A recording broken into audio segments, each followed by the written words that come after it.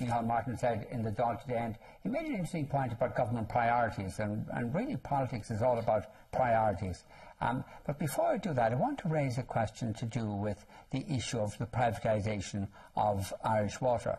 And it's said repeatedly that this is disbarred by the Irish Water Act, by the Water Services Act 2013. But I just want to put on screen the section of Water Services Act 2013, and that give a different impression. And as you can see, this is section 5, subsection, I want to draw attention to subsection 6, and it says, the board shall not, without the consent of the Minister and the Minister of Finance, alienate the share issued to it in accordance with subsection 4. In other words, with the consent of the Minister for Finance and the relevant Minister, whatever it is, the Minister for the Environment, this Irish water can be privatised. That's what it says. If you're asking me, Vincent, I actually think there's a greater chance that we privatise Leinster House than there is that we privatise Irish Water, because at least there are people within... Do you agree that this is what the Act says? Just 1 second. There are people within Leinster House who nearly like to get rid of Leinster House, but there's no member of Leinster House who wants to privatise Irish Water. So there's again no and again we have been told that the Act doesn't permit this, and here clearly the Act does permit it. There isn't an elected representative or non-elected public representative, whatever, inside Leinster House who wants to privatise Irish Water. Okay. Now, Liam, can you just address... Can you just address the majority to do that? Just a minute now. No, you don't. You do not need a majority to do it. All you need is the consent of the Minister for the Environment and consent of the Minister for Finance. I think we have our democracy is good enough to expect that the Minister for Finance... The suggestion that the Act disbars privatisation is not true.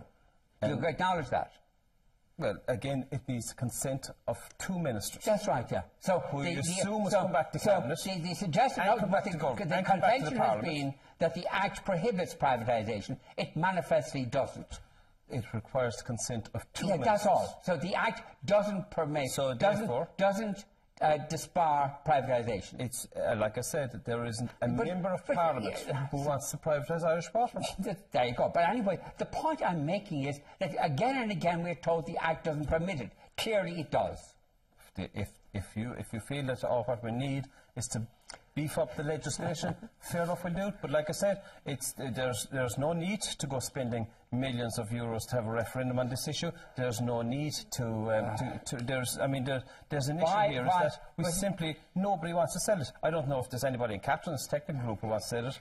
Well, I presume there isn't. Part of the reason why there have been calls for a constitutional amendment is precisely because that legislation, as has been outlined, it only requires ministerial consent, but also legislation can be changed overnight. And if you want something as a right, legislation doesn't need to be changed. But it's just the minister has to approve it. So we have a situation here where there is legal permission to privatise Irish water, in spite of what is said. Now, why not allay concerns and accept a constitutional change that would prohibit it forever? But I mean, why would we need a referendum to say we're not going to privatise water when nobody's interested in privatising Irish water? But why isn't that why does the Act then permit it? Are you saying then that we have to... If nobody wants to privatise it... Do we have to have a referendum on everything then? No, wait a minute.